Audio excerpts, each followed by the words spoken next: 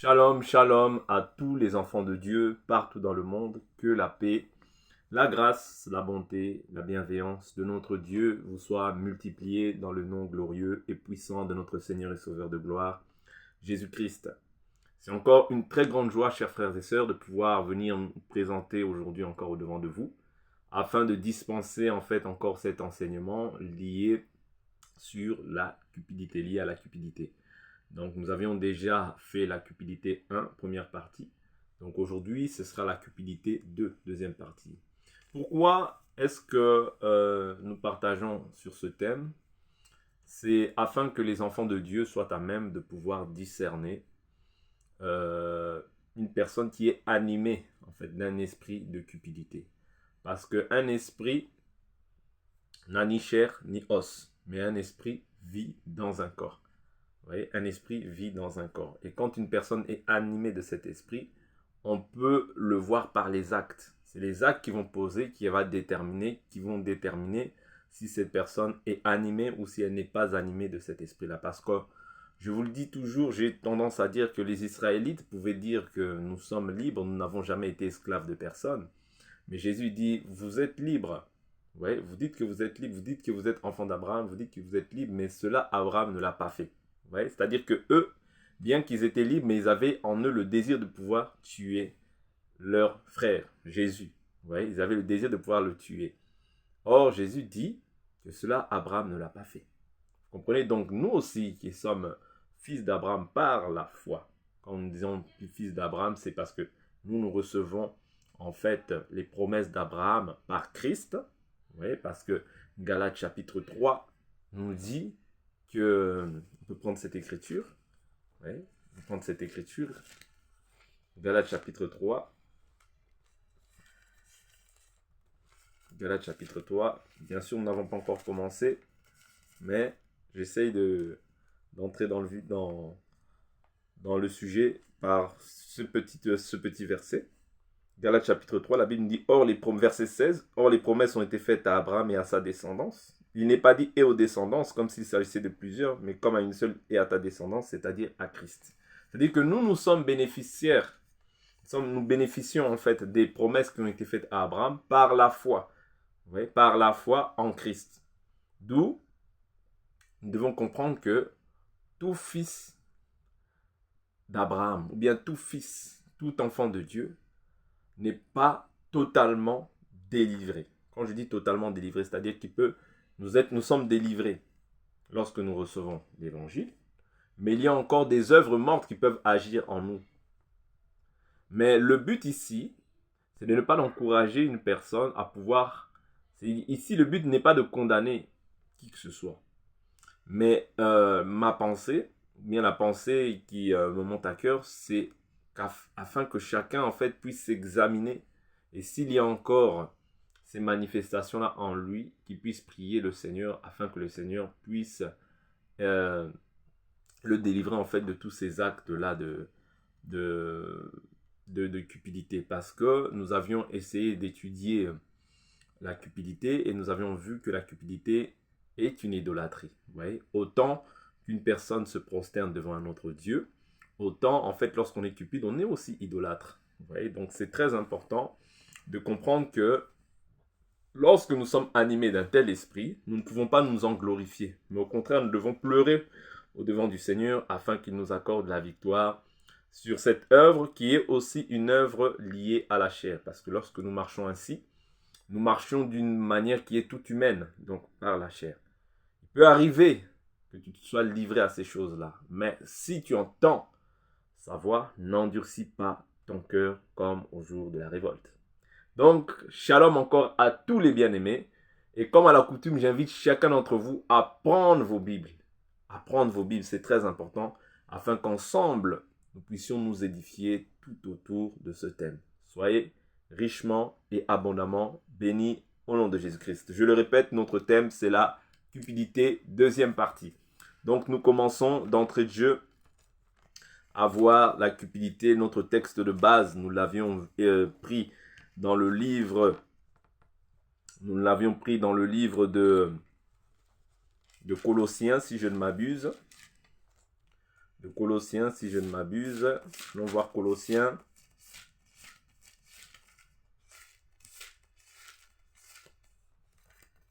Colossiens.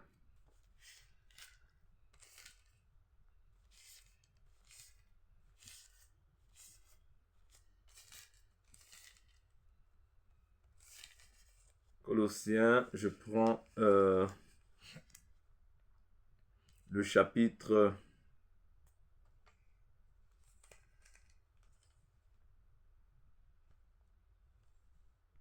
Je prends le chapitre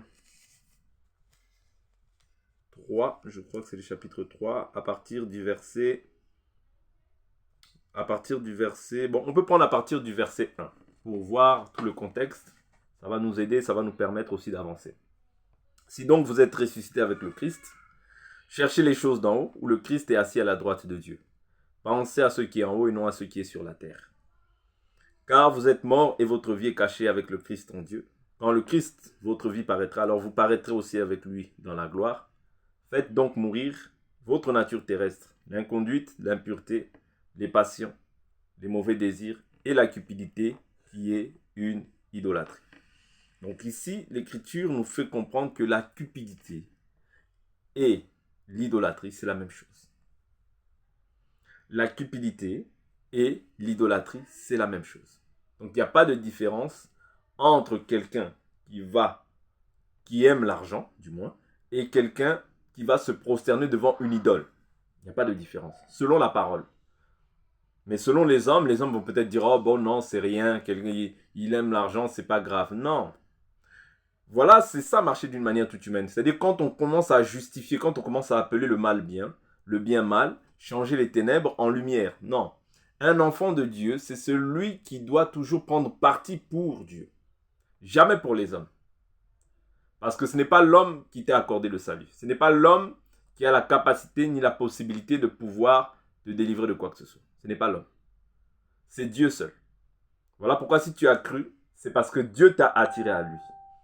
C'est ainsi que l'Écriture dit, nul ne peut venir au Père si le Père ne l'attire, afin que je le ressuscite au dernier jour. C'est-à-dire que c'est le Père qui t'attire, okay, afin que tu puisses hériter du salut. Ouais. Nul n'est été le Père, personne ne peut t'attirer. Même la belle prédication ne peut pas t'attirer.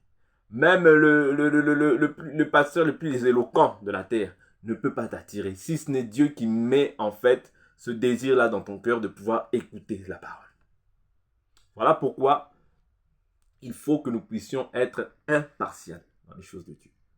Mais c'est-à-dire que notre foi doit être christocentrée. C'est-à-dire centrée sur Christ. Et non pas sur nos sentiments charnels, non pas sur le fait que nous sommes de la même communauté, non pas sur le fait que nous sommes du même pays, encore moins. Parce que la Bible nous dit clairement que dès à présent, nous ne connaissons personne selon la chair.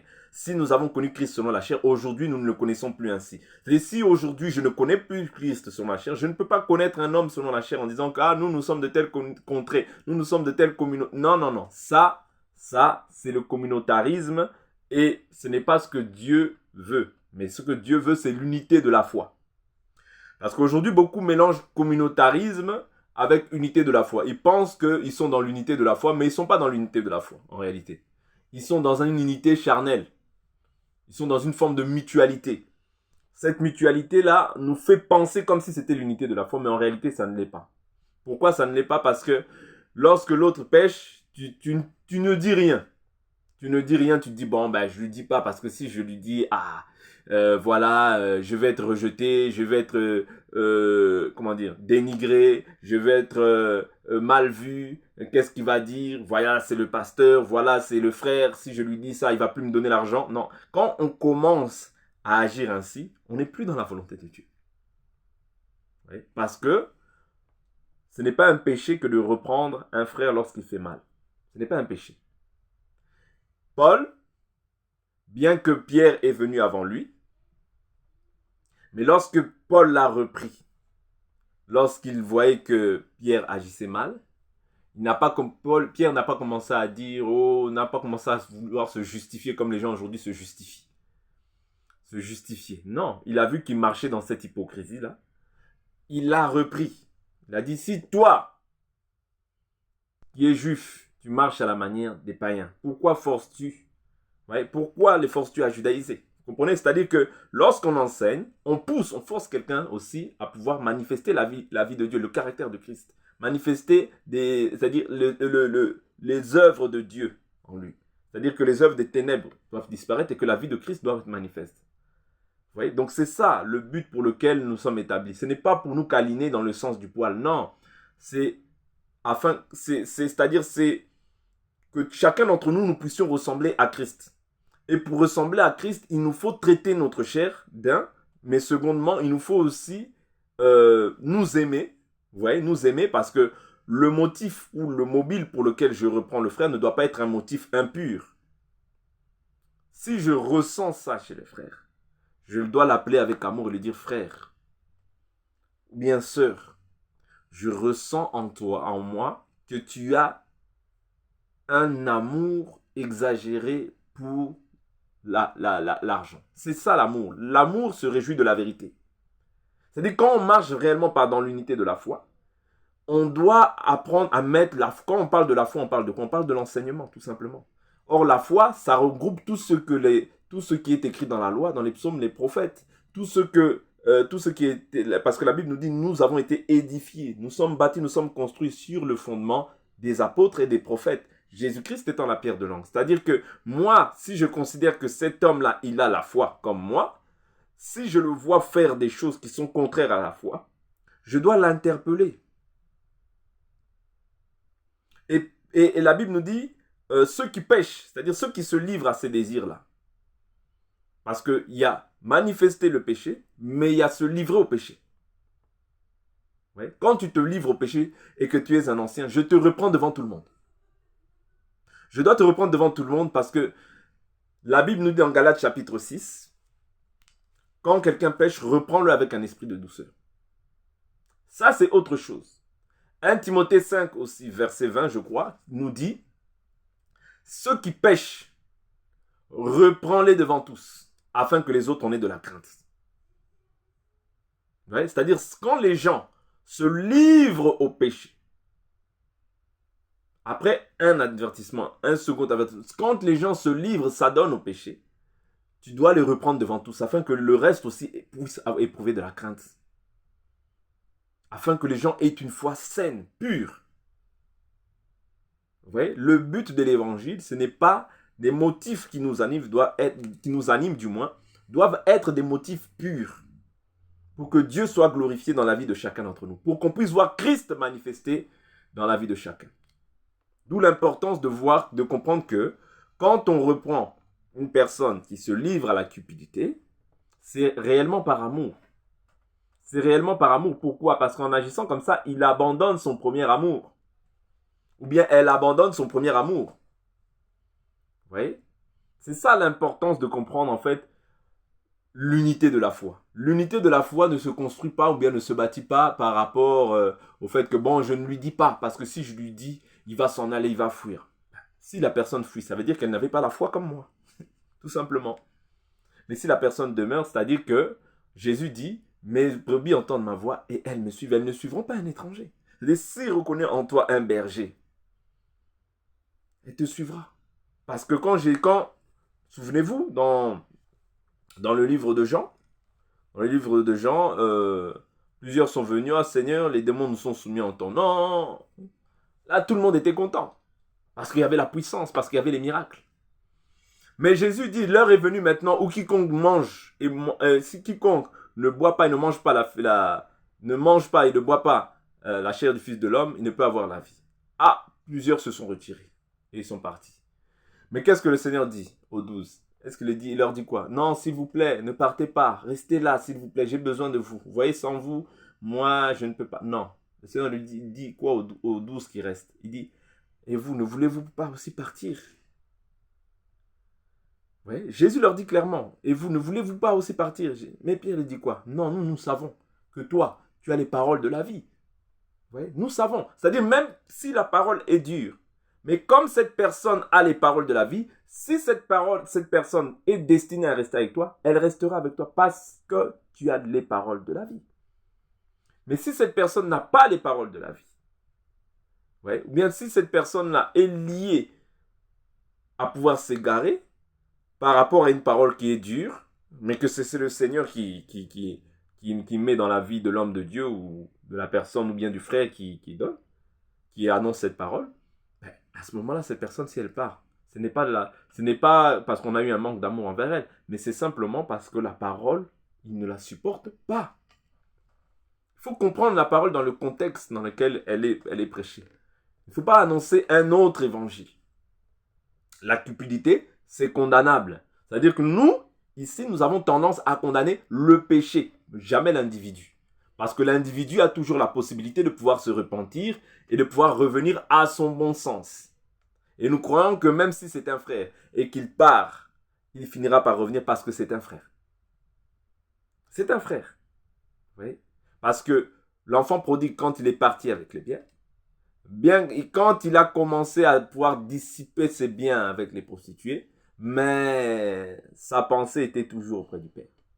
Et il est revenu auprès du Père. Vous comprenez? C'est simplement pour nous faire comprendre que celui même qui s'en va, s'il n'est pas des nôtres, il s'en ira. Mais celui qui demeure, s'il est des nôtres, celui qui demeure, il est des nôtres. Mais celui qui s'en va, il s'en aille. Nous pouvons faire un travail pastoral, aller le chercher, aller lui dire non, tu vois, ceci, cela, bien sûr. Mais si cette personne n'était pas destinée à rester là, elle ne restera pas. C'est ça l'important, les choses que nous devons comprendre. La cupidité, c'est condamnable, nous devons le condamner. Je vais prendre encore les Écritures, parce que ce sera vraiment des exhortations afin que chacun d'entre nous ait une foi saine, pure.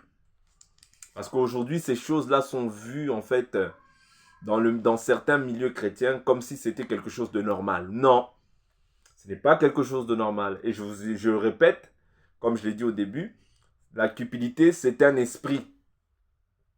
Et un esprit agit dans un corps. C'est-à-dire, un esprit, on ne peut pas le voir physiquement comme ça. Non. Mais c'est quand la personne va manifester ce caractère, on va dire, cette personne est animée de tel esprit. Vous comprenez? Cette personne est animée de tel esprit. Vous comprenez? Donc c'est ça, ce qui va nous manifester, ce qui va nous montrer quand cette personne a le Saint-Esprit, c'est le fruit qui va en ressortir de sa vie. Le fruit de l'esprit va déterminer en fait la nature qu'il a reçue. L'amour, la joie, la paix, la patience, la bonté, la douceur, la bienveillance, la fidélité, la maîtrise de soi. Vous voyez, c'est ça. Donc quand on ne voit pas le bon fruit dans la vie d'une personne, on comprend que cette personne n'est pas un fruit ce n'est pas un arbre qui a été planté par Dieu. Voilà pourquoi le Seigneur dit, tout arbre que mon Père n'a pas planté sera déraciné. Je prends l'écriture au chapitre... Je prends l'écriture dans le livre de Philippiens.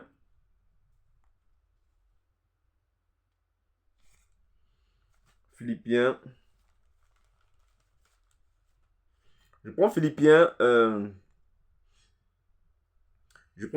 chapitre 3 à partir du verset 18 ou même 17. Soyez mes imitateurs, frères, portez les regards sur ceux qui marchent selon le modèle que vous avez en nous. Il en est plusieurs qui marchent en ennemis de la croix du Christ. Je vous en ai souvent parlé et j'en parle maintenant encore en pleurant. Leur fin, c'est la perdition. Vous voyez, leur fin, c'est quoi? La perdition. Leur Dieu, c'est leur ventre. Leur Dieu, c'est leur ventre. Ils mettent leur gloire dans ce qui fait leur honte. Ils ne pensent qu'aux choses de la terre. Pour nous, notre cité est dans les cieux. De là, nous attendons comme sauveur le Seigneur Jésus-Christ, qui transformera notre corps humilié en le rendant semblable à son corps glorieux par le pouvoir efficace qu'il a de s'assujettir toutes choses. Vous voyez, ici, l'écriture est claire. Leur fin, c'est la perdition. Pourquoi? Parce qu'ils basent leur foi sur ce qui n'est pas en fait salutaire. Leur Dieu, c'est leur ventre. C'est-à-dire que le ventre, vous voyez, le Dieu du ventre, quand on parle du Dieu du ventre, on parle de l'argent. On parle de l'argent parce que la Bible nous dit, dans Genèse, la Bible nous dit quoi? La prophétie, en fait, doit s'accomplir. Oui, la prophétie doit s'accomplir. Genèse, je prends le chapitre... Je penche aux choses de la terre. Leur Dieu, c'est leur ventre. Aujourd'hui, il y a beaucoup de serviteurs du ventre. Ouais, tout c'est pour le ventre, le ventre, le ventre, le ventre, mais rien pour l'esprit. Or, si tu nourris beaucoup le ventre, l'esprit n'est pas nourri. C'est-à-dire, ce qui va résulter de toi, c'est simplement ce qui est lié à la chair. La terre, la terre, la terre, la terre. Non. L'évangile, c'est le ciel. Mais la terre, Dieu nous le promet. Je désire que tu sois en bonne santé et que tu prospères à tous égards comme prospère l'état de ton âme. Quand ton âme prospère, la bénédiction matérielle t'accompagne.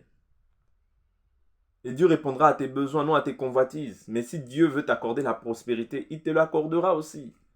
C'est-à-dire, un enfant de Dieu ne peut pas s'attarder sur ça. Si nous avons la nourriture et le vêtement, cela nous suffit. Où est l'évangile du contentement? Il n'y en a plus. Dieu dit quoi? Genèse chapitre 3. Je prends à partir du verset 14. L'Éternel dit au serpent, puisque tu as fait cela, tu seras maudit entre tout le bétail et tous les animaux de la campagne. Tu marcheras sur ton ventre et tu mangeras de la poussière tous les jours de ta vie. Ouais. Je mettrai inimitié entre toi et la femme, entre ta descendance et sa descendance. Vous comprenez? Donc ici, il dit, tu marcheras sur ton ventre. Or, les serviteurs du ventre aujourd'hui, nous les voyons comme les faux serviteurs. Ceux qui prêchent simplement pour leur ventre. Ceux qui prêchent simplement pour manger. Ceux qui prêchent simplement pour dépouiller en fait les enfants de Dieu. Non, c'est pas ça l'objectif. En fait, c'est un esprit de cupidité qui agit en nous. Et beaucoup, en fait, sont dans cet esprit-là, mais c'est-à-dire ils ne s'en rendent pas compte. Ils pensent que c'est tout à fait normal. Ils pensent que ces choses-là sont normales. Non. C'est de la cupidité. Un amour exagéré pour l'argent. Ou pour l'argent, tu peux harceler tout le monde. Tu peux harceler. Mais pour aller même visiter, pour aller manifester l'amour, tu ne le fais pas. Tu peux harceler des gens, tu peux harceler, donne l'argent. Tu peux appeler même tout le monde pour l'argent. Non. Ça, ce n'est pas l'esprit de Dieu qui t'anime. C'est un esprit de cupidité. Soyons francs les uns les autres. C'est un esprit de cupidité qui anime les gens aujourd'hui. Ouais, ils ne pensent qu'aux choses de la terre. Vous voyez? Ils mettent leurs choses dans ce qui fait leur honte. Leur Dieu, c'est leur ventre. C'est-à-dire le ventre là que nous voyons, c'est tout un Dieu. Voilà pourquoi Dieu a dit que les serviteurs marcheront par leur ventre. Ouais. Les faux serviteurs marchent par leur ventre. Par leur ventre. Il n'y a rien de nouveau sous le soleil. Ouais. Donc on comprend en fait, on connaît l'arbre à son fruit. Quand tu vois une personne qui marche par le ventre, l'argent. Quand je parle du ventre, comprenez que c'est l'argent. Hein? L'argent. Comprends que c'est un serpent. C'est un serpent. C'est un serpent. Toi, ne va pas loin, ne te tracasse pas plus que ça. C'est un serpent. Parce que l'esprit dont il est animé là, c'est simplement le ventre. Le ventre. Or, la chair ne peut pas sauver. Parce que ce qui est chair est chair, mais ce qui est esprit est esprit. Vous voyez? Un homme cupide va te communiquer sa cupidité. Parce qu'un homme ne peut donner que ce qu'il a reçu. Voilà pourquoi tu peux constater que dans une église, tout le monde est cupide. Mais c'est parce que celui qui a la tête, il est aussi cupide. Donc il communique aussi cette manière de faire aux gens. La cupidité. Au lieu de qu'on sente la crainte de Dieu. Au lieu qu'on sente la haine du péché. La haine du mal. L'amour. Le véritable amour qui règne au milieu de nous, au milieu des gens. Mais on voit en fait l'amour de l'argent. On voit en fait la fraude. On voit en fait toutes ces choses-là qui agissent. Non, on comprend que celui qui a la tête, il y a un problème à la tête. Il y a un problème à la tête. Le problème, ce n'est pas le corps. Le problème, c'est la tête. Quand la tête va mal, le corps va mal. Quand la tête va mal, sache que le corps ne va pas bien. C'est impossible. Vous voyez? Ce sera quelque chose de contraire à la bienséance. Parce que quand la tête va mal, le corps aussi ne peut pas bien fonctionner. Bien sûr, la tête, c'est Christ. Mais le berger aussi, c'est aussi la tête. Je continue en prenant toujours des écritures qui vont nous aider à pouvoir nous édifier.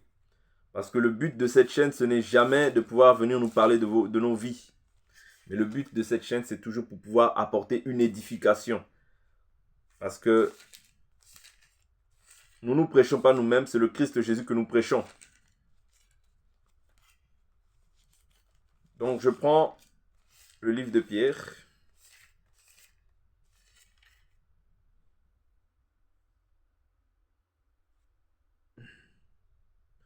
Je prends 2 Pierre chapitre 2, verset 1.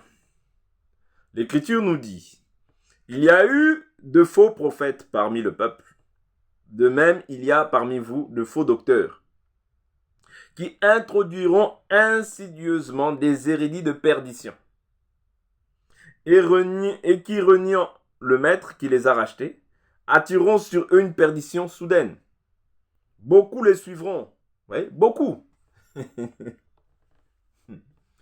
Beaucoup les suivront. Ah, large est la porte qui mène à la perdition. Et il y en a beaucoup qui entrent par là.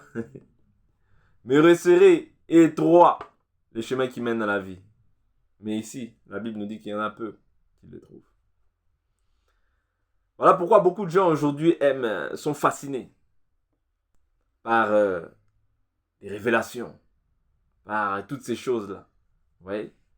Et après ça, on introduit une hérésie de perdition. La dîme. Oh, pourquoi? Pour pouvoir dépouiller les gens. On va encore introduire quoi? On va encore introduire des offrandes des actions de grâce. Waouh! Pour toujours dépouiller les gens. On va encore introduire quoi? Les offrandes du prophète. Toujours pour dépouiller les gens. Et on va c'est-à-dire commencer maintenant à jouer sur la conscience des gens. En disant que si tu ne fais pas ça, tu es maudit. Si tu ne fais pas ça, tu ne crains pas Dieu. Oh, sur quelle base de l'écriture?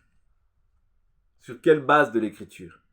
Mais comme les gens sont maintenus captifs aujourd'hui, c'est-à-dire les gens ne peuvent plus maintenant s'exprimer, ou bien parce que le peuple périt parce qu'il lui manque la connaissance. Vous voyez, le manque de connaissance n'est bon pour personne. Et les gens sont assujettis en fait à des traditions d'hommes et non pas à la parole de Dieu. Or, il faudrait que tout homme soit asservi à Dieu. Parce qu'aujourd'hui, nous tous, nous sommes esclaves de Christ. Bien que les grâces diffèrent, mais néanmoins, nous sommes tous esclaves de Christ.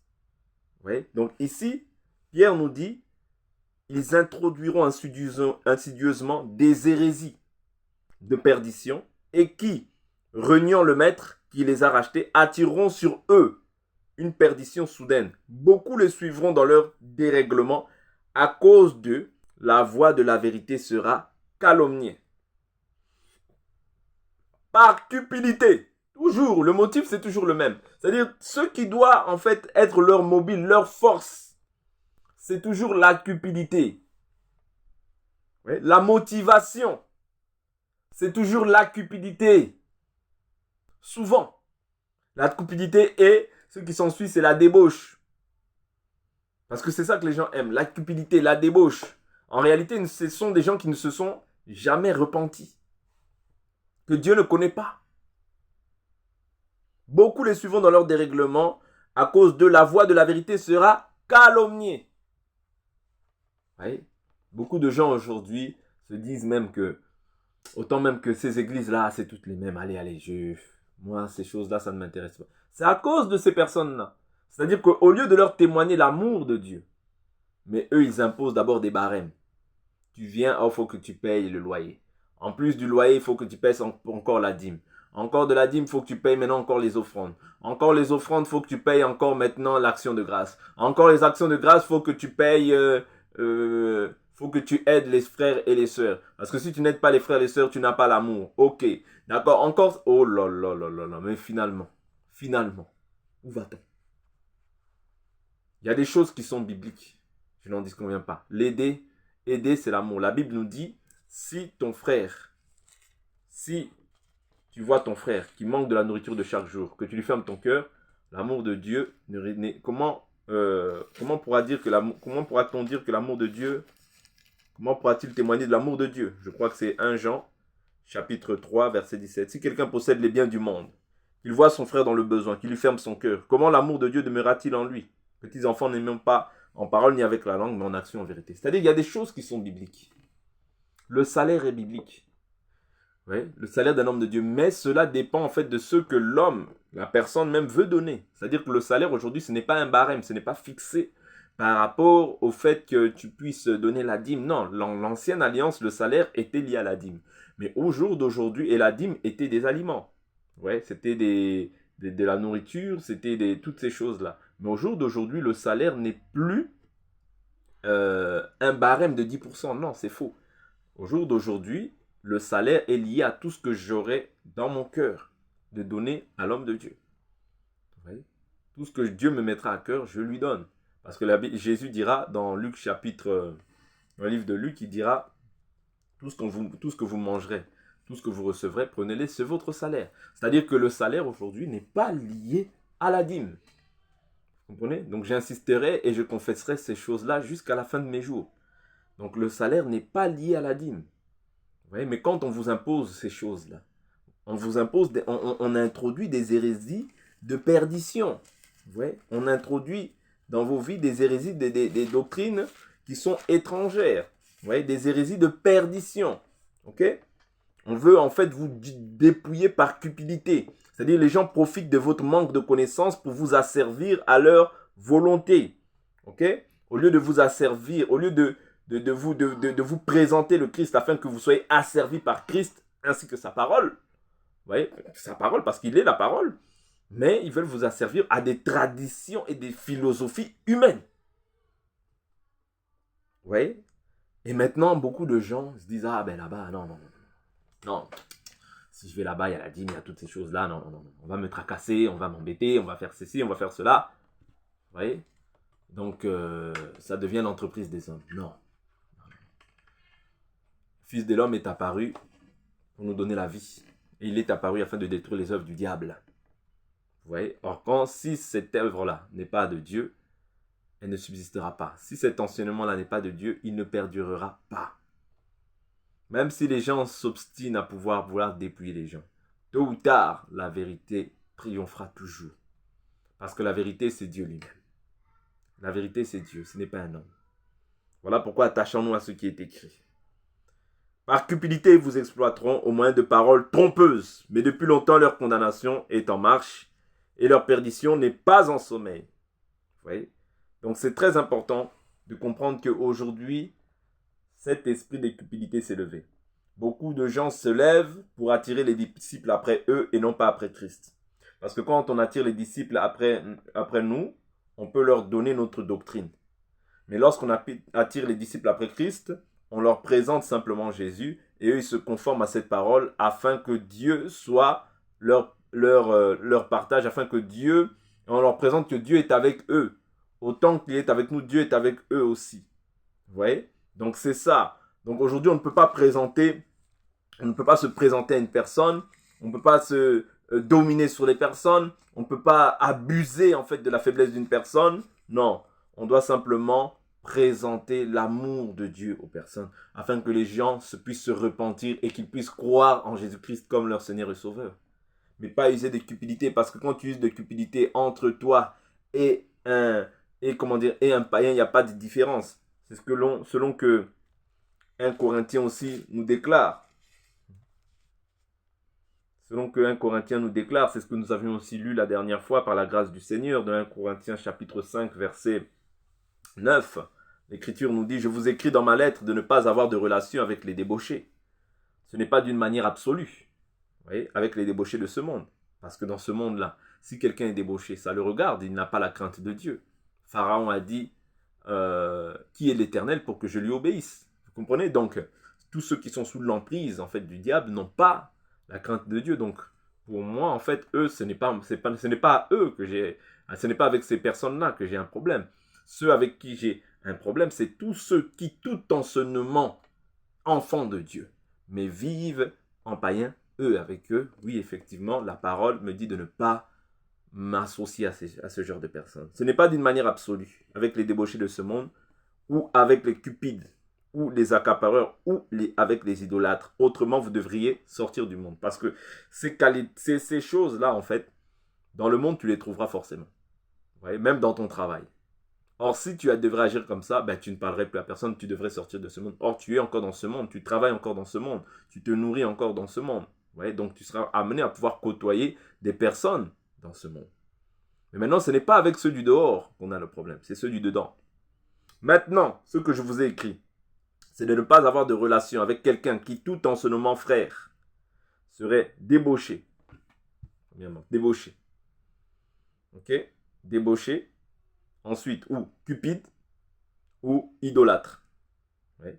Débauché, ou cupide, ou idolâtre. Ouais. Cupide ou idolâtre. C'est-à-dire, la personne qui est cupide, elle est aussi idolâtre. Elle finira aussi, si elle demeure dans cette chose-là, à être débauchée. Hein, parce que c'est tout un esprit.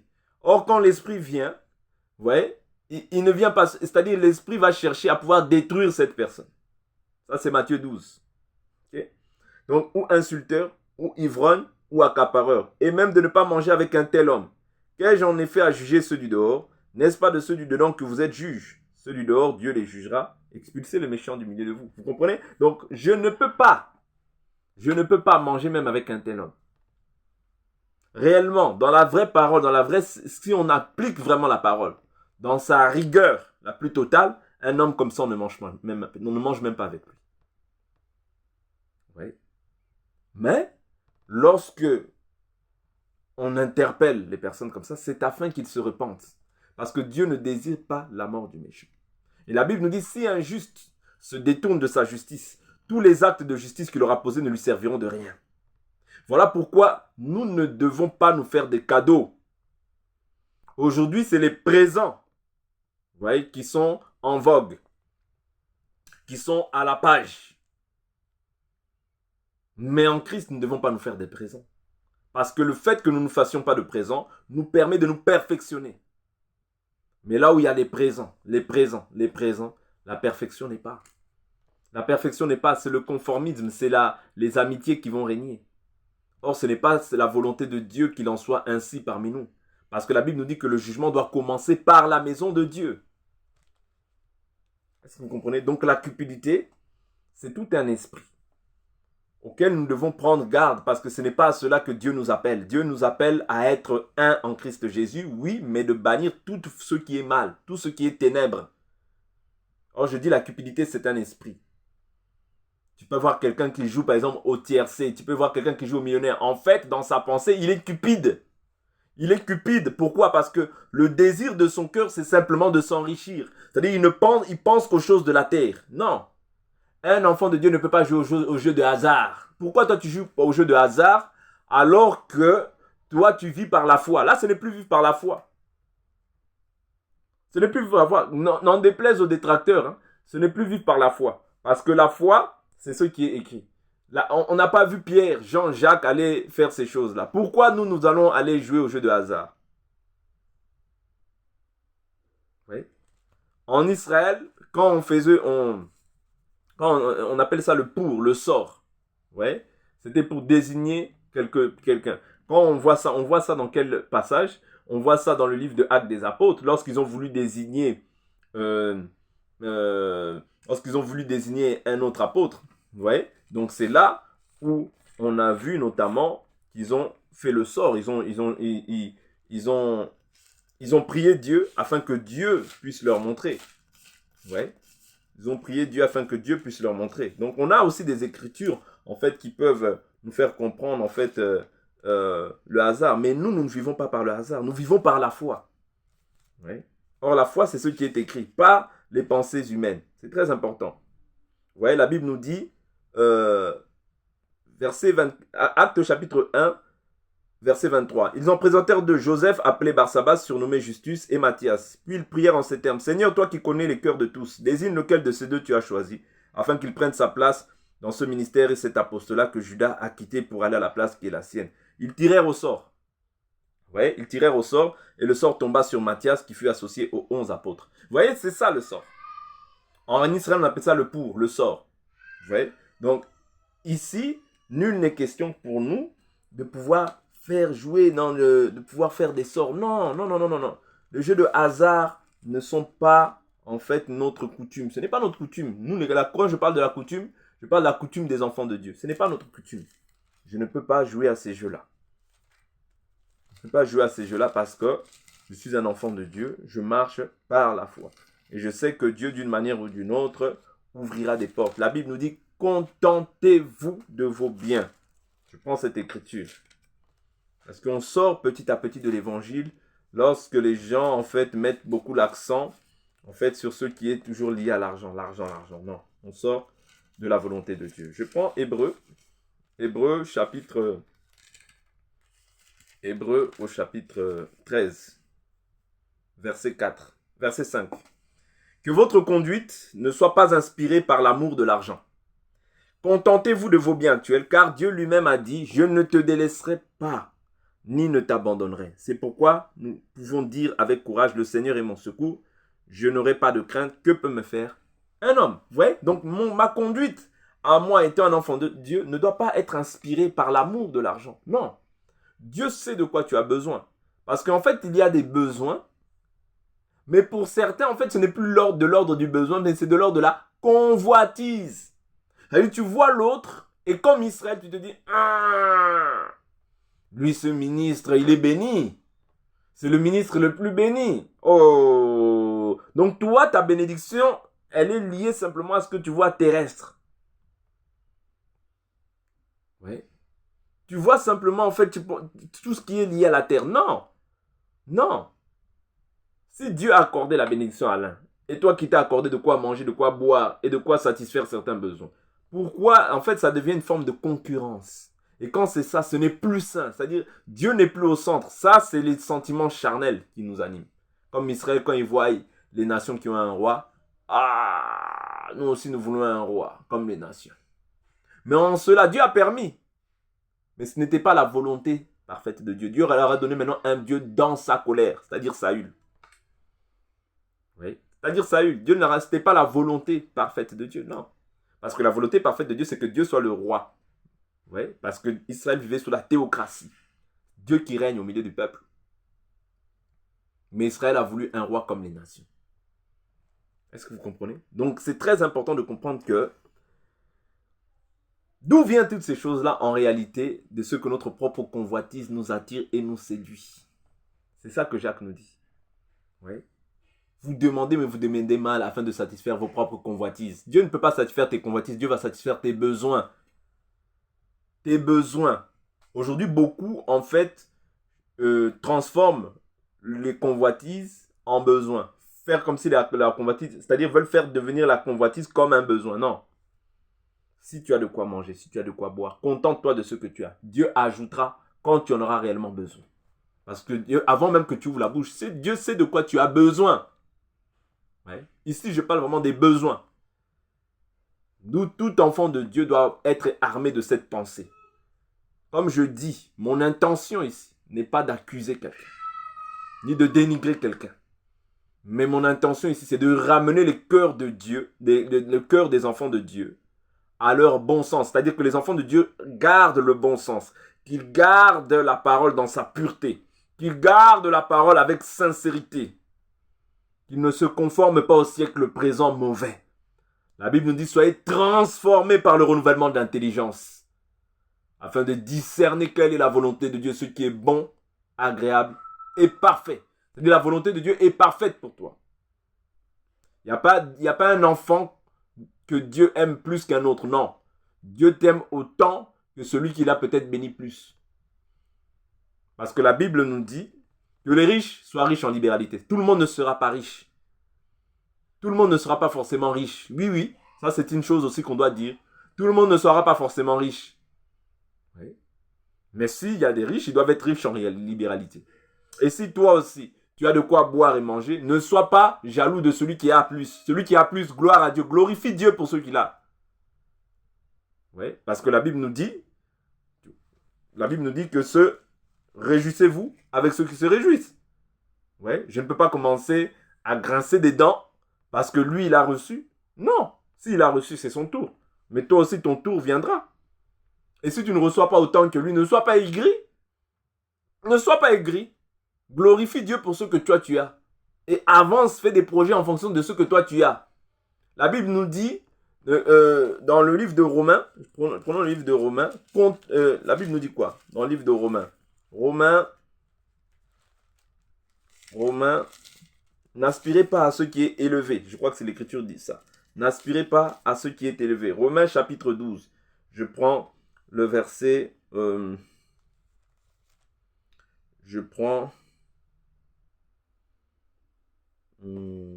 prenons le verset...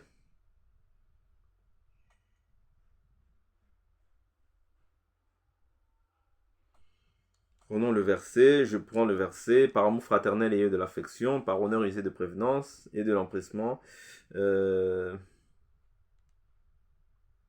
Si devenez aux besoins des saints, tâchez d'exercer l'hospitalité. Voilà. Réjouissez-vous avec ceux qui se réjouissent. Verset 15, Romains 12, 15. Réjouissez-vous avec ceux qui se réjouissent. Pleurez avec ceux qui pleurent. Ayez les mêmes sentiments les uns envers les autres. N'aspirez pas à ce qui est élevé, mais soyez attirés par ce qui est humble. Ne soyez pas sages à vos propres yeux. Ouais, donc je dois être aspiré par ce qui est humble et non par ce qui est élevé. Des fois, il y a des personnes qui veulent... Ce n'est pas mauvais d'avoir la foi. Hein. Ce n'est pas mauvais. Je ne parle pas de la foi. C'est-à-dire, toi, tu peux déclarer que moi, dans ma vie, je gérerai ça. Si c'est ta foi. Mais si tu veux aspirer à ce qui est élevé, c'est-à-dire, toi, tu n'as pas telle chose, mais parce que tu as vu chez l'autre, tu veux aussi, par exemple, aller contracter plein de choses pour dire, moi aussi, j'ai. Non, là, tu aspires à ce qui n'est pas à ton niveau. C'est-à-dire, là, tu veux vivre au-dessus de tes moyens. Et quand tu agis ainsi, tu n'es pas dans la volonté de Dieu, tu finiras par pécher. D'où l'importance d'aspirer à ce qui est humble. Ce genre de choses, les gens ne les aiment pas. Ah, lui, il pense quoi? Ah, il n'a rien dit d'ailleurs. Ah, il n'a rien dit. Oui, oui, oui. Ton cœur est rempli du désir de posséder. C'est mauvais. C'est mauvais. La Bible nous dit que la parole du Christ habite en vous dans toute sa richesse. Oui. La parole du Christ doit habiter en nous dans toute sa richesse. Et je vais terminer par là. Je vais prendre une écriture. Je termine par là. Luc, chapitre 12. Je prends à partir du verset 16. Il leur dit une parabole. La terre d'un homme riche avait beaucoup rapporté. Il raisonnait en lui-même et disait, que ferai-je, car je n'ai pas de place pour amasser mes récoltes. Voici, dit-il, ce que je ferai. J'abattrai mes greniers, j'en bâtirai de plus grands. J'y amasserai tout mon blé et mes biens. Et je dirai à mon âme, tu as beaucoup de biens en réserve pour plusieurs années. Repose-toi, mange, bois et réjouis-toi. Mais Dieu lui dit insensé. Cette nuit même, ton âme te sera redemandée. Ce que tu as préparé, à qui cela sera-t-il? Il en est ainsi de celui qui accumule des trésors pour lui-même et qui n'est pas riche pour Dieu. C'est-à-dire que ici, je vais exhorter et je vais terminer. L'Éternel n'est pas contre le fait que tu puisses posséder de l'argent. Mais la Bible nous dit, lorsque les richesses s'accroissent, n'y mets pas ton cœur. Mais il faudrait en fait être équilibré. C'est-à-dire la foi que nous prêchons, c'est l'équilibre. La Bible dit que nous recevrons le centuple avec les persécutions et pour faire la vie éternelle. C'est-à-dire le centuple et mon partage, quand j'ai cru. Mais moi, nul n'est question pour moi en fait de courir après ces choses. Mais la Bible nous dit, celui qui ne veut pas travailler, qu'il ne mange pas non plus. C'est-à-dire moi, en tant qu'un enfant de Dieu, si j'ai des besoins, je dois demander à Dieu, Dieu donne-moi un travail. Si j'ai une formation, je dois aller me former. Si je peux accéder à la formation, je peux aller me former. Pour pouvoir avoir un certain salaire peut-être convenable pour ma vie. Vous comprenez? C'est ça. Mais quand tu rentres même dans l'exagération du travail, tu rentres dans un esprit de cupidité. Donc d'où, là aussi, il faut faire attention. Moi, je prêche ici l'équilibre. Il n'est pas mauvais d'avoir de l'argent. Mais quand tu as l'argent, n'y mets pas ton cœur. Mais ce que Dieu voudrait, au-delà du fait que même tu aies de l'argent, c'est que tu dois être riche aussi pour Dieu. Être riche pour Dieu, c'est quoi? C'est-à-dire la connaissance que tu as de Dieu. Connaître en fait la volonté de Dieu. Méditer cette parole. Ouais, c'est ça la richesse que Dieu nous donne. Si vous êtes ressuscité avec le Christ, affectionnez-vous aux choses d'en haut. Comment est-ce qu'on s'affectionne aux choses d'en haut? Par la parole, par la prière, par l'enseignement. Toutes ces choses qui me permettent en fait de me dépouiller de l'homme extérieur. Vous voyez, c'est ça en fait l'équilibre.